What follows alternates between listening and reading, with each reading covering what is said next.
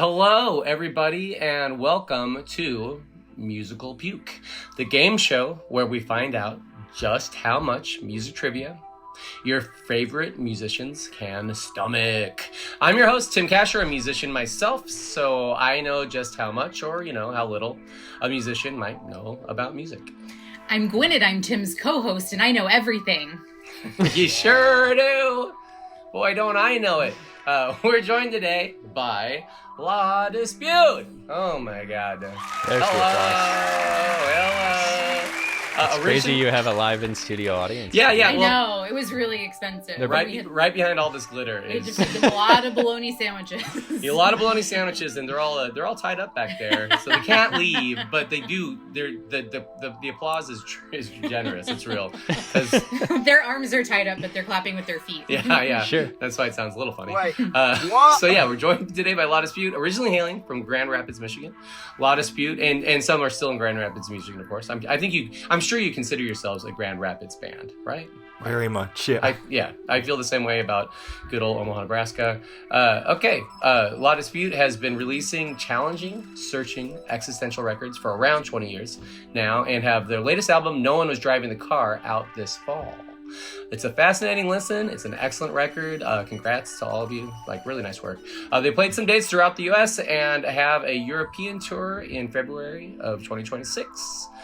Player one today is vocalist and lyricist of La Dispute, Jordan Dreyer. Jordan, thanks so much for coming out on the show. How are you? I'm doing great. Thank you for having me. It's a pleasure. That's the applause that you love so much. You said rule number one was to have fun off recording, and we've already succeeded. So I feel like I'm winning, and I'm honored to be player one. Yes. And you don't even want to know what rules 2 or 3 are, but they're dark. Player two is Adam Bass, bass player and all-around art director for La Dispute. Hey, Adam, thank you for being here. Thank you for having me. I'm excited to get trounced by these two, the trivia guys, I think, of the 5 of us. Oh, you think so? We'll see. Wow. We'll see. Soon enough. Man, all of a sudden, just like that, I'm on Adam's side to see him we through. love an underdog. And I tell you what, everyone does. And as hosts and judges of Musical Puke, we hold all the Having cards. someone on my side, I'll take it. We can manipulate the scoring. We can kind of do whatever we want. So we're very Trumpista about this. We can we hold the cards. Sure. Okay. Player 3 today is going to be Corey Straffolino, guitarist in La Dispute. Thank you. I'm excited to be here. I'm excited to win some cash. Yeah. Oh wait, we should have told you. It's puke bucks. But they spend. Believe me, they spend. Wow. Legal tender. Yeah. It's kind of illegal tender, but that also would be a really cool name for a pornography magazine, maybe. I wonder if that exists. Huh. Illegal tender. It sounds so scary. It sounds like dark web. Dark web currency. But also a tinge beautiful. Yeah, tender. It is Just a tender. tinge. Just like life, you know? It's complicated, really. It's very complicated. Okay. Let's get into the meat and potatoes of gameplay. We're going to play 3 rounds. After the first 2 rounds, the lowest scoring band member will be booted off. Ouch. But worry not. They'll have a chance to jump back in and cream their bandmates in the final round. We'll talk about that more later. It's super convoluted. You're going to love it. Jumping into round 1, I've got 9 questions here. Starting with Jordan, I'm going to ask each of you a question individually, 1 player at a time. So no need to buzz in or what have you. Nobody has a buzzer to press. Each question is worth a whopping 300 points, but hold up. If contestant 1, or if the player who's getting asked the question happens to get the answer wrong, I'll move on to the next player to see if they can get it right for a lesser 200 points, and so on to the third player for a paltry 100 smackers. It's pretty cool. Oh, but there's more. Oh my God. You will each, in round 1, you will each have an opportunity to cry out, "Can Uncle Chet ask me a question?" And we will lob a different, easier question at you. You do have to put up with Uncle Chet. He's awful. But if you don't know the answer to a question, this can be very useful. It can be very useful to invite Chet into your life. He may not leave, but But it can be helpful because you might have a sense that your bandmates might know the answer, so you can deflect by choosing an Uncle Chet question. Sure. And that'll only be for round 1, sadly, because Uncle Chet. He passes out early. Yeah. Yeah. Early bedtime. I think every uncle named Chet, or every maybe uncle in general, has an early bedtime. yeah. And Chet has the earliest. It's self-imposed. Yeah. Absolutely. Because he's drinking his Mad Dog. So he is drinking it as a teenager, and he just couldn't quit. All right, you guys all cool to jump into this? Yeah, let's do it. Go. Yeah, let's have a good time. Okay, this is round 1, general trivia. The first category is Hit Me Baby One More Time.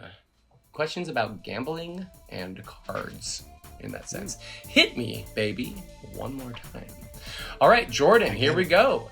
What Motorhead lead singer, speaking about their hit Ace of Spades, said in his memoir, I used gambling metaphors, mostly cards and dice, when it comes to that sort of thing. I'm more into the slot machines, actually, but you can't really sing about spinning fruit and the wheels coming down. Do you recall, rest in peace, the singer of Motorhead? I do recall the singer of Motorhead, and that quote adds an entirely different dimension to my understanding of his aura. Yes. God rest his immortal soul. I believe the answer would be Lemmy from Motorhead. Oh my gosh, that's the best one. Yeah, Lemmy Kilmister, man, that's the dude. He was a regular fixture. I just stole it from you, didn't I? That's okay. I like to read the fun facts. Yeah, read it, Gwyneth. The fun fact is that Lemmy was a regular fixture at the bar Rainbow on the Sunset Strip, where he was known to post up in front of the video poker machine. In fact, when he was ailing, the owner of Rainbow brought the video poker machine to his home so he could play it there. I didn't know that. That's so sweet. What a kind gesture. What a tender gesture, honestly. It is. Yeah, Selfless. Yeah, truly. I feel like I've immediately logged that quote in my head as a challenge to attempt to write a song about a slot machine. I know. Yeah. Spinning fruit. You can just call it that. Spinning fruit. Yeah, absolutely. Yeah. Find a more compelling visual than spinning fruit, really. So that was good for 300 puke bucks. Congratulations. Yeah. Now we're going to move on to player 2, who is Adam. This hit Iron Maiden song off their 1984 album, Power Slave, is a decent, not excellent hand of poker. You got your Iron Maiden down? My friend Stu is going to be disappointed in me, who did a podcast all about Iron Maiden, like record by record, and this Stu, one if you're did listening, not. Stu, turn it off. Turn it off. This one didn't stick with me. I think I'm gonna pass because I'm not sure that these two know Iron Maiden songs. Okay. So I'm gonna save my uncle for later. Okay. Sure. Right on. Well, let's move on to Corey. What do you think? You want to read it again, Gwen? I'd love to. This hit Iron Maiden song off their 1984 album, Power Slave, is a decent, not excellent hand of poker. Full House? Oh, I love it. Great show. I mean, it's not right. Great show. Offering guesses is always tops in our books. How about Jordan? Jordan, do you have any thoughts? Is this? I mean, my initial impulse was Full House. Sure. I'm trying to draw on my extensive knowledge of professional poker, having done the tour before. Not true. I'm kidding. I think I played poker. What? I think I played poker once in high school, and I borrowed my little brother $10 from my little brother's friend Bill, and never paid him back for having lost that immediately thereafter. So Bill. Well, you have 300 puke bucks. I was gonna say you're rolling in puke bucks now. I'm not sure what the conversion rate is, but if I walk out of here with a good amount of puke bucks, with Bill, interest, they're all yours, buddy. I think it's loosely 10,000 puke bucks is $10. Okay, that sounds right. So I have a ways to go, but you have a long ways to go, but sure. Just let's go. I mean, I might as well guess a decent but not great poker hand. 3 of a kind. Thanks, man. Thank you for trying something. I don't know if this question was a good question. Gwynedd looked at me and she said, Tim, this question is not a good question. The same, the song is called Aces High. Yeah, Aces High. All right, Corey, let's jump into the game, shall we? All right. This is going to be a little Lady Gaga action. Lady Gaga claims her first hit single is essentially about sex and gambling. Do you remember it? Poker Face. It's Poker Face. 300. Full House. Yeah. Adam's like, why couldn't I have been player 3 for crying out loud? We just try to. I'm not reading this fun fact. Gwynedd, we have a fun fact for this one, and Gwynedd refuses to read it. She thinks that I don't believe it. Is Sorry, it I an accidentally pressed unfun the fact? big button. He says that when you look up the lyrics, sometimes and I did look this up also, but it says like, instead of poker face, it says fuck her face. Yeah. It sounds so made And up. it's true. It really is true. Yeah. This goes deep into some of our marriage squabbles though, because she thinks that I'm fucking with her. Yeah, well, Tim lies a lot. I lie so. all the time, and we're gonna get divorced. Sounds like we're gonna get not a divorced problem. on this game. Show. Okay, category 2 is, wouldn't you know it? Oops, I did it again. Sensing a theme here. Oh yeah, hell yeah! Questions about mistakes. Gwynedd, why don't you read this one to Jordan? Thanks, Tim. Upon considering this last track on Nirvana's In Utero, Dave Grohl once said, "God, this guy has such a beautiful sense of melody. I can't believe he's screaming all the time." What song? This feels like a question that Adam might know, and I'm hesitant to pass the buck to somebody who I think has more extensive Nirvana knowledge than me. I should have said that quieter, considering I live in Seattle and somebody's running through my door. They're just gonna just a repel brick through that through the window. Yeah. With It is- wrapped it is- in a flannel. Yeah, it's a secret I've guarded very closely for many years. So I think I'm gonna pass. In that case, I'm gonna do player number 2, Adam, the courtesy of reading this question again, because I really beefed Sure. the first time. Upon considering this last track on Nirvana's In Utero, Dave Grohl once said, "God, this guy has such a beautiful sense of melody. I can't believe he's screaming all the time." I do not know this answer. Hey, not a big sweat. I'm gonna guess Pennyroyal Tea. Yeah, all right. It's a Nirvana That song. is on In Utero, though. That is on In Utero. Yeah, I don't know the sequence or anything. Sure. I knew. Yeah. Corey, do you have any thoughts? All apologies. Oh my god! All Just Apologies like was that. the closing track on In Utero. It makes Maybe perfect my sense. favorite Nirvana song. Adam, I have a question for you, Let's hear it. and I think this is going to be a tough question, but you know that I believe in you. This 1986 song, so it's 1986. This is a song with chorus lyrics of "Flesh and blood I made," and also the lyrics "Born to make mistakes." The title of the song shares its one-word title with a word in the band's name. Does this ring any bells to you? I'm bringing in Uncle Chet. Uncle Chet's gonna show up. I think that's probably a good idea. Okay, That here one's we go. hard. Yeah, it's a little tricky, but it was mistakes based, and we couldn't help ourselves.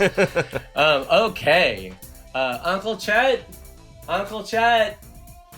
Sorry to anyone watching this, but I'm Uncle Chet. The truth is that I'm Uncle Chet.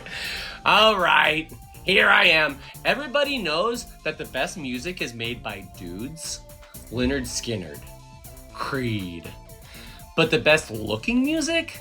That's when you bring a bunch of ladies together and let them dance around like that one band with the posh one and the baby and the sporty one and the scary one. And also, Jerry Halliwell. I love them as a man, but also cannot like their music because I am a man. What's their name again? Oh, those would be the Spice Girls. It's the Spice Girls. Thanks, Uncle Chet. Go back to your Barca Lounger.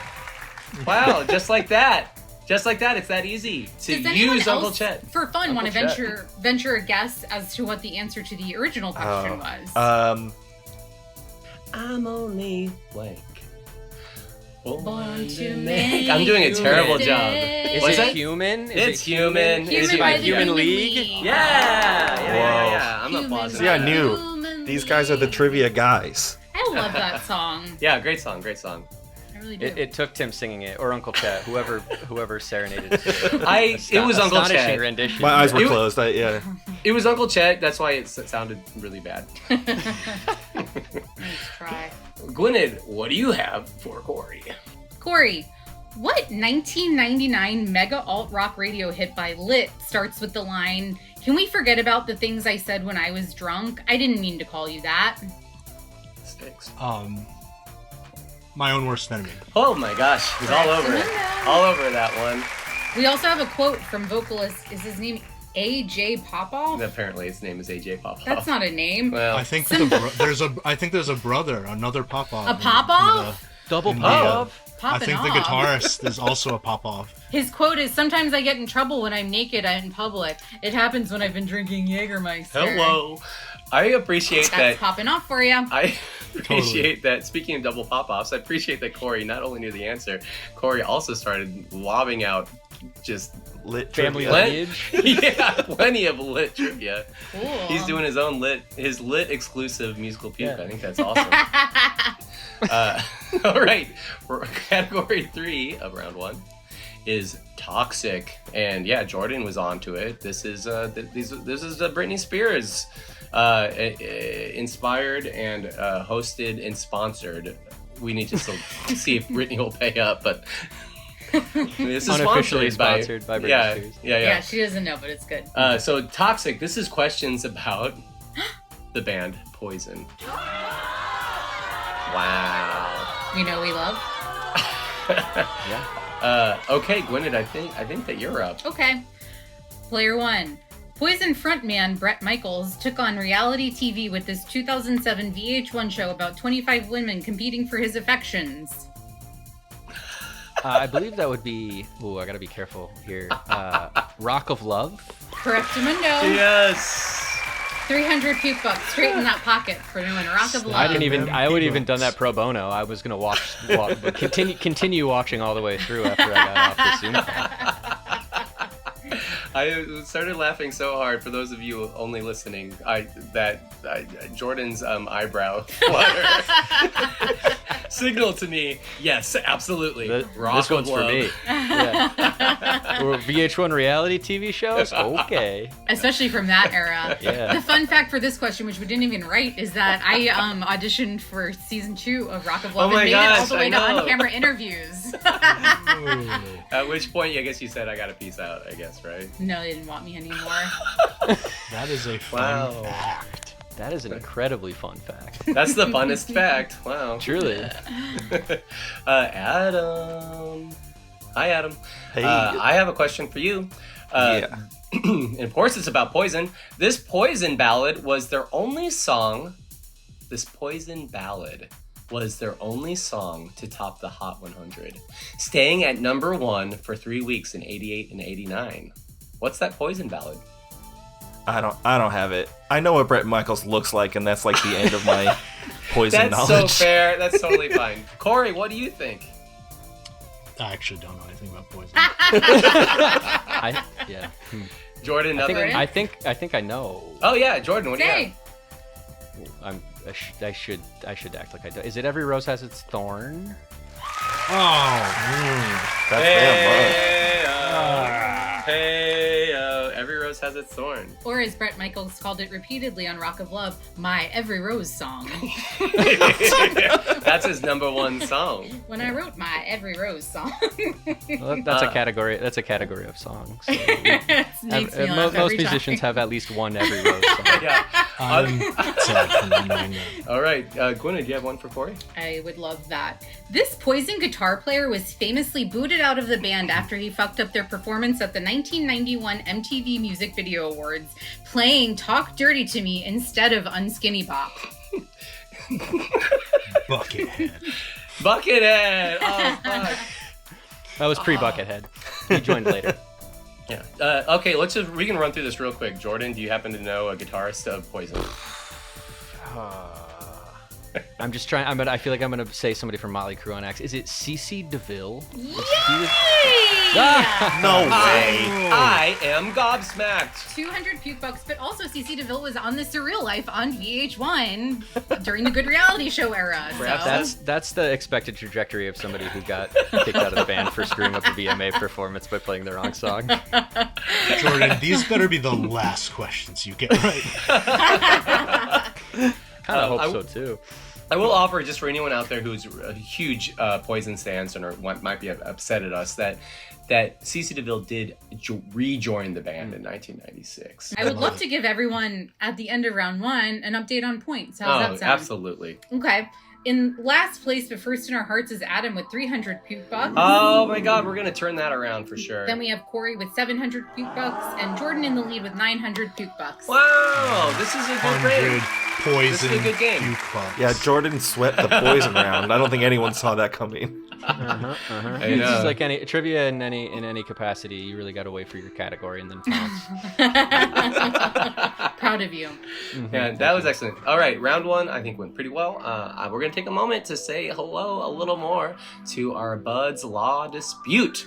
Their latest album, No One Was Driving the Car, is out in the world via Epitaph. To my ears, this is a huge record, aggressively searching for answers. There's a feeling of mounting tension and true concern for the characters throughout the record, accompanied by a looming feeling of dread. All of which could quaintly sum up how many of us are feeling these days. Jordan, you've said this album is influenced by Paul Schrader's outstanding 2017 film First Reformed with Ethan Hawke. I can feel this in the music, for real. The despair and the overwhelming feeling that there's so much wrong in the world and we're helpless in the face of it. Talk to us about that movie a little more and how it shaped the record. Yeah, I think that seeing that movie in theaters at the time I did was a sort of skeleton key to unlocking a lot of what I'd been feeling and a lot of the sort of stories I'd been compiling in the off time after our last record came out. And I think just that like you said, that feeling of unease, it's just sort of hovering over the characters and watching Ethan Hawke's character attempt to navigate conversations about faith in the face of so much dread and the climate catastrophe looming. I just felt like tonally, to say nothing of the structure, which I find fascinating as well, to like really speak to my worldview at the time, just looking out at the volatility of the world and feeling helpless, certainly. And we always like sort of take from another medium when we start to work towards a bigger project, and we've done short stories and mythology in the past, and we talked a lot about doing something that was angled towards film, and Great. First Reformed was kind of the catalyst for that, but Paul Schrader's his whole filmography as well, and we share a hometown and elements of upbringing as well. He's from Grand Rapids, and Wow, right on. grew up in the same sort of like specific Calvinist church that those of us who grew up in Grand Rapids did. So Wow. I think that we just sensed a lot of parallels between his work and ours, and at the time, like, what we were thinking about and how we were feeling. I mean, I love to hear that Schrader is from Grand Rapids because that's Betsy DeVos I was going to say, Yeah. especially in 2017, that must have felt so wild while all that was going on. Yeah. Very, very strange, and they're both sort of on the record in their way. So That's so one, cool. one presented in a positive light, the other not so much. But That's so cool, and I've really been affected by this record. I think it's a great record, and in learning that it was inspired or somewhat influenced or has a through line somewhat to First Reformed. That was so compelling to me. I think that's a great film, and I intend to rewatch it now after consuming this record. I think it's so cool to kind of associate them. Adam, hello. We're gonna get you up to the top of the Let's few go. folks here, Yeah. man. What comes first? I want to ask you some questions as well. Does Jordan offer lyrics that you guys create music to, or is there a composition that Jordan writes lyrics to, or how does it come together? it's sort of a funny chicken and egg for us where Jordan will, draw the blueprint, we build the skeleton, and Jordan will do the sort of like cosmetic finish. So it's a cycle that feeds. He gets us inspiration and we give him inspiration, and it goes in this little spiral towards the finished song. Sincerely, absolutely fascinating. I think that this it's a unique approach, I think. That's so cool. Yeah, I think it works really well for our group specifically. I think we can talk about things in this really weird synesthetic way of like, this song is green. And like somehow we all kind of can vibe with that and understand that. And I think especially our drummer Brad and myself will kind of take these really abstract concepts and be able to dilute them into something you can hear. Wow. And Chad and Corey, our guitarists, do an excellent job of taking that skeleton and making it meaty and moving. A lot of mixed metaphors in here, but yeah, it's cool. Everyone we've been a band for so long that we can communicate in these sort of short languages that are sometimes not words, and the end result ends up being something somehow cohesive. Corey, I'm not done yet. I'm going to tackle you now a little bit. Law Disputes music is obviously, well, I'm actually going to repeat myself a little bit, is obviously still rock and roll in that grand sense, right? But the majority of your compositions, especially on this new album, I would suggest, tend to play as more of a through line, similar to classical works, where there aren't, the traditional verses and choruses that I use, that most of rock and roll writers use. You loop back to those. The music tends to propel forward with new ideas throughout the song. And just curious, is it intentional that you want to do that, or is it just kind of in the fabric of how you write, or how does that work?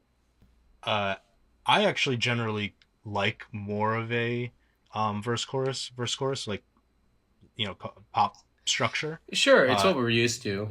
Anyway, yeah, with music. I think there are people in the band that have more prog leanings, sure, and then we kind of all like meet in the middle, but have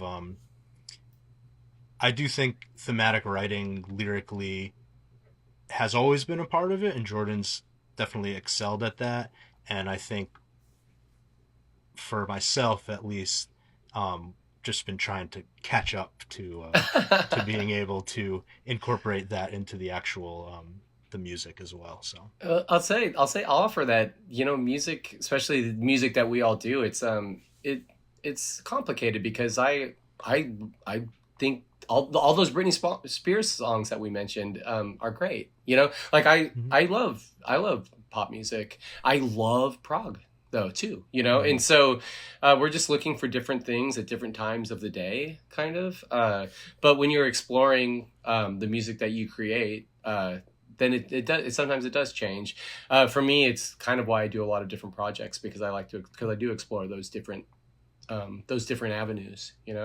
Going back to what Adam was talking about, of like, we can say a color and maybe all lock into it, which sounds a bit obnoxious, but we did have it's cool. we full on had a working title of a song. I don't think it made it on the record, called Blurple. Yeah, we drew a card.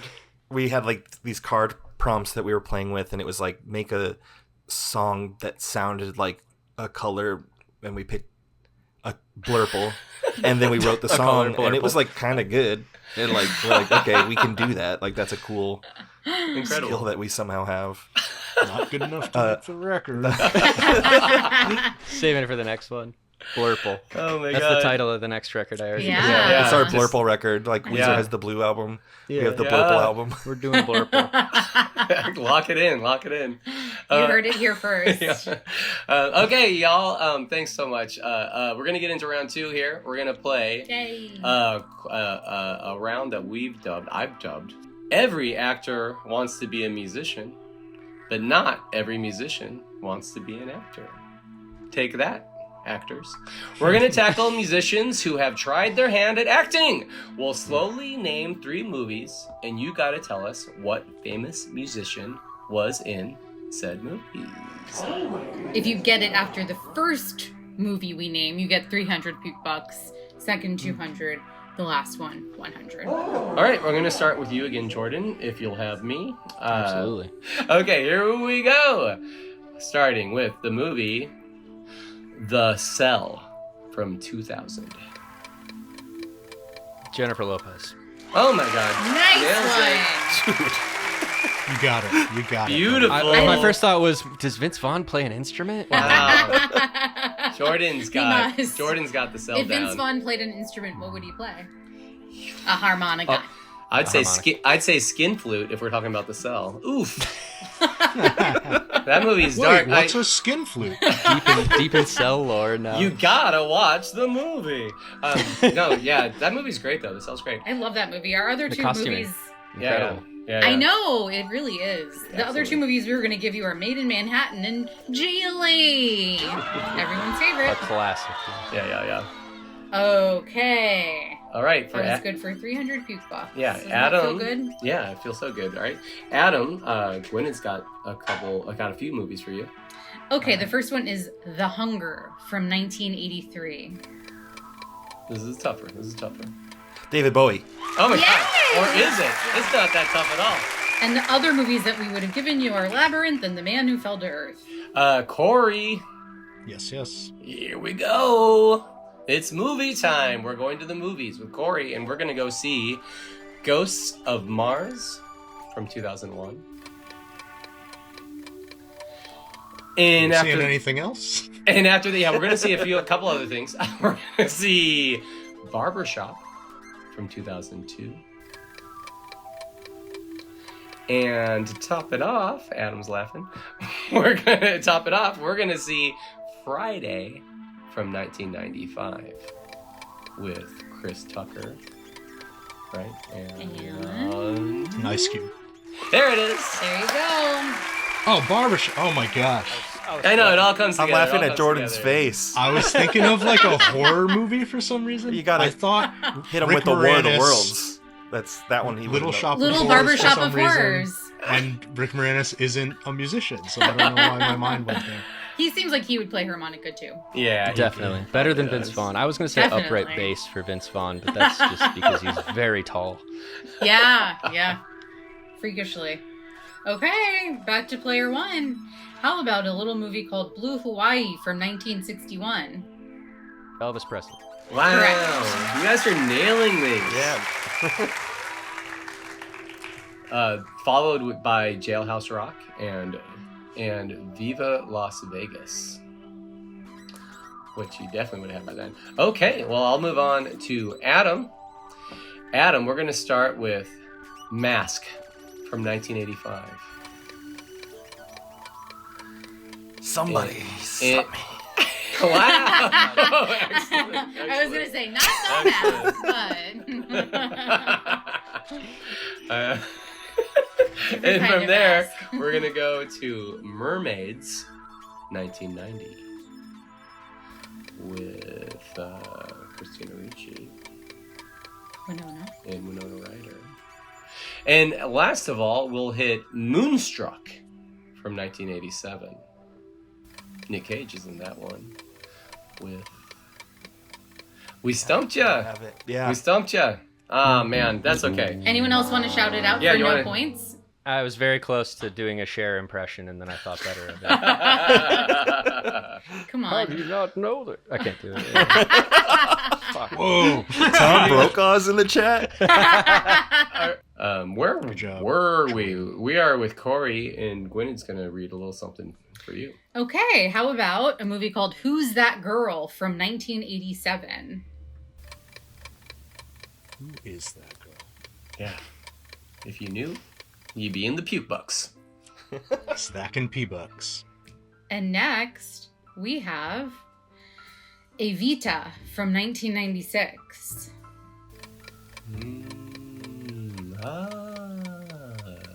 Madonna? Oh, That'll do it. he grabbed it. He nabbed it. From Madonna the gonna ether. do it. Wow. And then the last movie was Desperately Seeking Susan. Right on. Okay, Jordan, we're back to you. I'm ready. And what we have here is a little something we like to call 6 Degrees of Separation, 1993.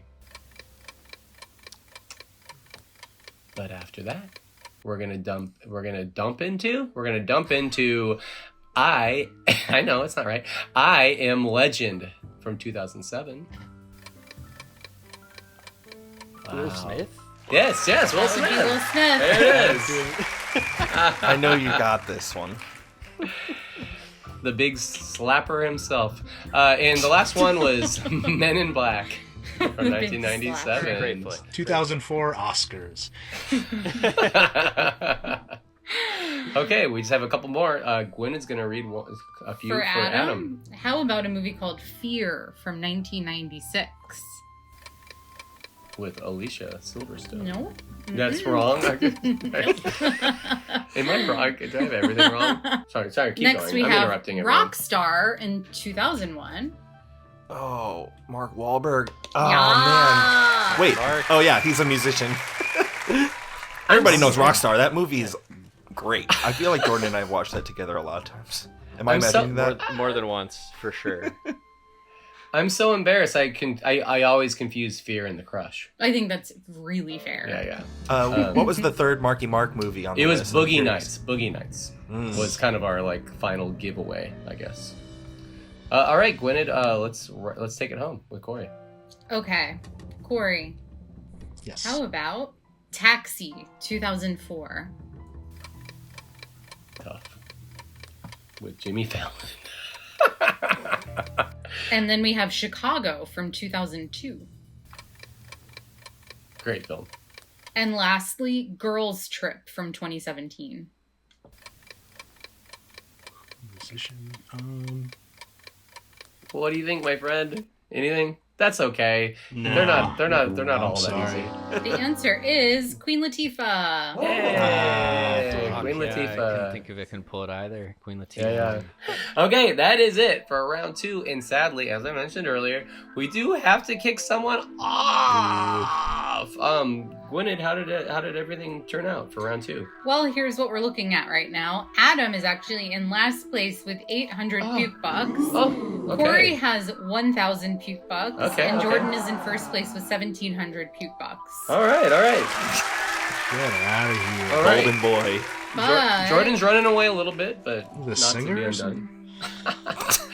But yes, Adam, you might think that it's just time to hang it all up, and just take a nap with Uncle Chad or something like that. But don't. Just please hold tight for a second, because the deal is, that's right. now you're in the red hot seat. You're in the red hot seat, where Gwynedd's going to what? What are you going to do? I'm going to ask you one difficult question about the Red Hot Chili Peppers, and if you happen to get it correct, we will give you enough points to get you back in the game. Then our number 2, second place player, will sadly have to sit out.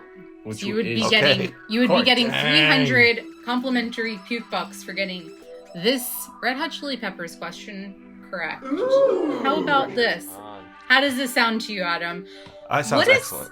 What is the what is the title of the Chili Peppers' 13th album, released in 2022?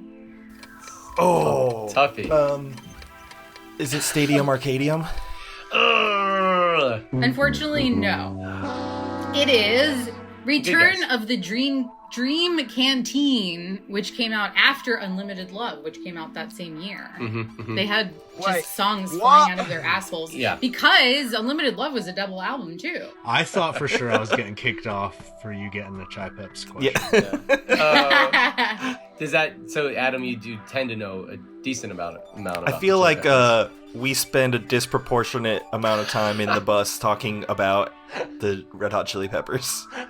Well, Gwynedd and I as well, so that's why we have In in the our red bus. hot seat. Yeah, in our personal bus, in our bed. Okay. Well, we do have our final two players, or Jordan and Corey. They're going to work through our final speed round of sorts. I will ask each of you questions individually. Each one is going to be worth 300 puke bucks. But wait. Remember, I did say that Adam wouldn't be down and out. So, while the two of you can only answer when it's your turn, Adam, who is currently side stage, we might say, can bark out answers willy-nilly as they please. And if they happen to get the answer right before either of you do, then they're going to steal your puke bucks. And if they steal enough puke bucks, they're going to end up back in the game, in which case Corey will end up side stage, since you're currently second place. It would actually only take one stolen question to have Adam back in the game. Wow. Does that all make enough sense? It's always so crazy and convoluted, but we're going to hold your hand through the whole thing. It also means that while Tim is answering the questions, normally we would encourage everyone to wait till he finishes asking. Sure. But since there is the threat that Adam is going to burst in and ruin your day, you can kind of answer whenever. Yeah. As soon as you think you know it. But technically for Jordan and Corey currently, you can only get one answer. Yes. But if you know it, blurt it out before Adam gets it. And I can't blurt out a question for Jordan. No, and likewise. Yeah. Adam's the only one who is... I have the blurt. Blurt. Power Yeah. blurt. Paul Blurt over here. Side stage. Paul Blurt, Paul Malcolm, Blurt. privileges. Oh, gosh. We might have to start using that. Paul Blurt. That's good. Okay. Swoop in on his Segway and steal the puke bucks. See, we're a film band. Excellent. Okay, round 3, Chaos Trivia. We're diving in. Here we go. Okay, we're going to start with Jordan. And again, Adam, just blurt out sandwiches, whatever you want to say. This 90s R&B mainstay Boys to Men. was fired from New Edition, resulting in a massive solo career. Bobby Brown. There it is. 300 puke bucks for I Jordan. love the just jumping Jordan. voice to that R&B 90s voice. Yeah. That was good. 50% chance. Okay. That's your prerogative. Yeah. It's my prerogative. Okay, Corey. Third Eye Blind's Stephen Jenkins stated that this 1997 smash hit was inspired by watching his friends do crystal meth at a Primus concert. Hell yeah. Anybody? My God. Third Eye Blind, smash hit. Semi-Charmed Kind of Life? Oh, I couldn't think of the freaking name. That's it. Adam with the steal. Yeah. So am I out? Yeah, Corey, thank you for bringing it up. Things get complicated here. Now... Adam has 1,100 puke Asking bucks. the teacher if they He is forgot back in the homework. So now we have Jordan is player 1 and Adam is player 2. Ooh. And Corey, you get the joy of getting to bark Paul out. Blurting. Paul blurting. Yeah, Paul blurted out. You're the blurtest. Mm-hmm. Okay, Jordan, back to you. Pink Floyd's debut album, The Piper at the Gates of Dawn, was written primarily by which eccentric, short-lived... Sid Barrett. That's right. Sid Barrett. Good job. Jordan got that right. Yeah, that was I don't stand Jordan. a chance. Doesn't matter about blurts. Great album, man. Sid Barrett was a cool mother, man. All right, Adam this time, player 2. And Corey, you're still in. You're still in to blurt it. All right, Adam. This soulful baritone joined the Doobie Brothers in 1975, making way for the blue-eyed soul sound heard on the album Taking It to the Streets. Anybody? Oh. I got nothing. It was Michael McDonald. I was also going to attempt to do a Michael McDonald impression, but again... Get it. The guy from Clockwork Orange? Out Yacht Rock. Yeah, actually, Jordan, we'd love to hear a little Mickey McD if you have it. That's it. That's all I get. It's not good. Well, McDonald, nobody calls him McDonald. Michael McDonald also spent some time in Steely Dan, just so you know. A little more, the more you know, everybody. Just so you know. Okay, Jordan. You can hear him on Peg. Peg, you can hear. Oh yeah, he sings on Peg. Right? That's Michael McDonald. That's wild, man. All right, Jordan. Before Jack Antonoff was doing his Bleachers band and writing pop hits for Taylor Swift and Lana Del Rey, he was a member of this New York. Yes, Corey, you blurted. Hell yeah! Oh my gosh, this is all so convoluted. I forgot you were the blurter. Oh my god. You have to keep eye. Blur. You need to keep better eyes. Nice blurt. Nice blurt, Corey. Incredible blurt. You were back in the game with $1,300 and now Adam is back to side stage, ready to blurt. Adam, oh my god. Blur is the past tense of blurt. Yeah. I blurted. I'm so annoyed I couldn't remember a semi-charmed life. All right, so now I have a question for Corey, who's back in the game, and Adam, be ready to blurt. Okay, Corey. Cyndi Lauper released the song Good Enough for this massive 1985 blockbuster about a group of outcast kids who go on an adventure. Oh no, sorry. I guess The Goonies? It is the Goonies. How did we give Adam it for that? Yeah, Adam. Post-mortem blurt? Okay. A post-mortem blurt. Yeah. It was the Goonies. Yep. Good job. So Adam's back in.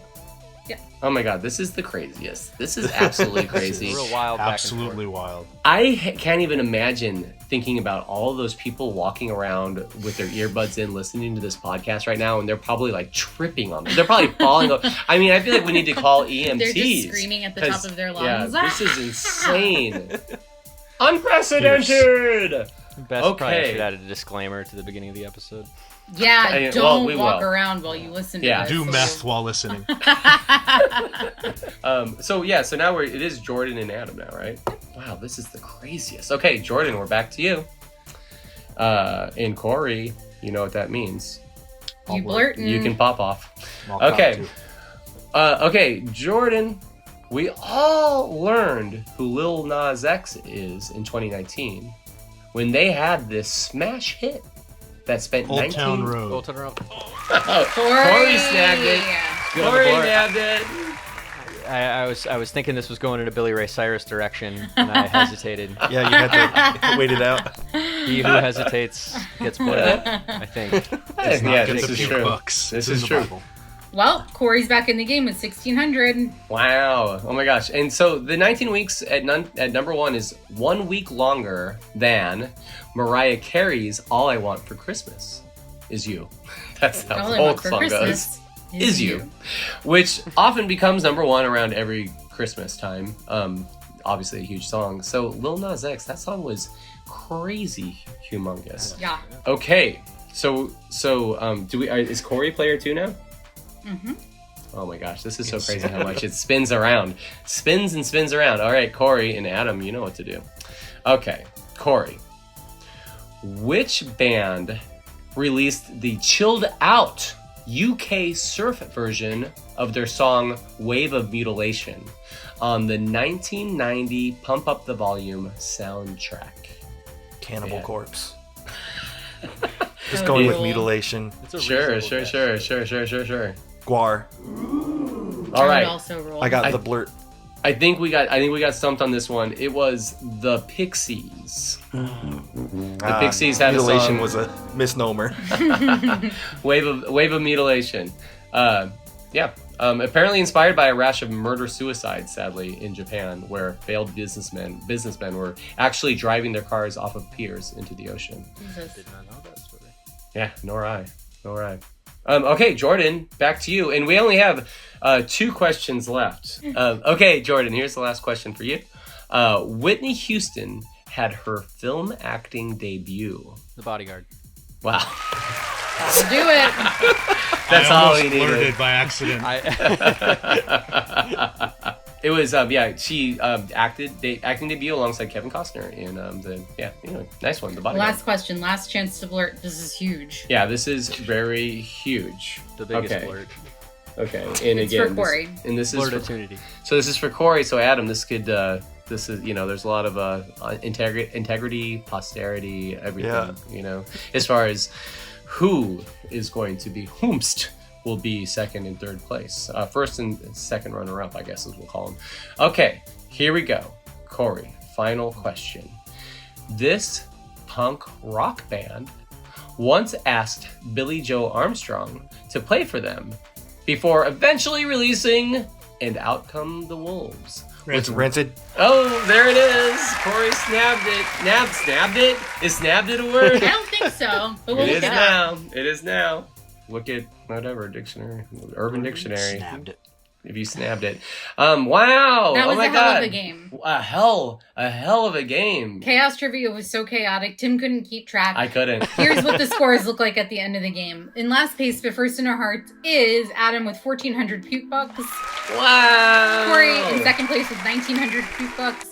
And Jordan with a commanding Wow, lead sorry, with so much applause. 2,600 puke bucks. Wow. Almost enough to pay back my little brother's friend Bill for the poker buy-in he lent me in So 2005. Yes, so yes. close. We'll have to have you back on for Yeah. the Tournament of pay that, yeah. Champions. Do they roll Yeah. over? Yeah, okay. Yeah, Yeah, they yeah, yeah. definitely roll Tournament- over. Tournament of Champions. Yeah. Sure. They definitely roll over as long as you don't stop by our concession stand to spend your puke bucks. But On what?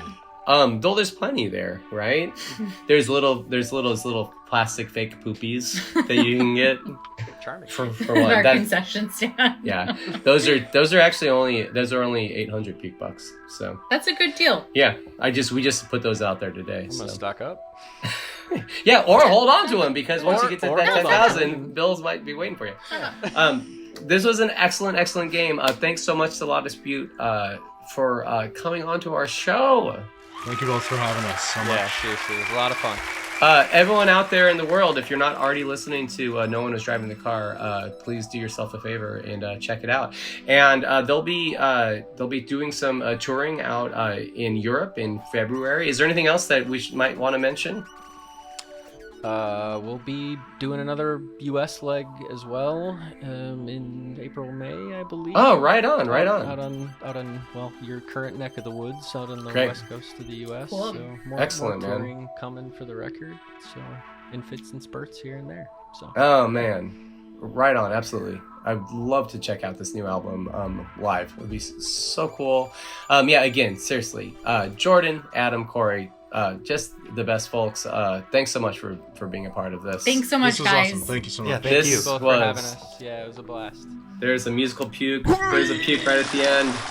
Thanks so much, everybody. Musical Puke was written and fully produced by us, Tim Casher and Gwynedd Stewart. Cat Puke illustration by Matt Gray at Really Good Artist. Title card video by Eric Stafford. Thank you to Ink Tank for the design layout. Musical Puke. Bleh.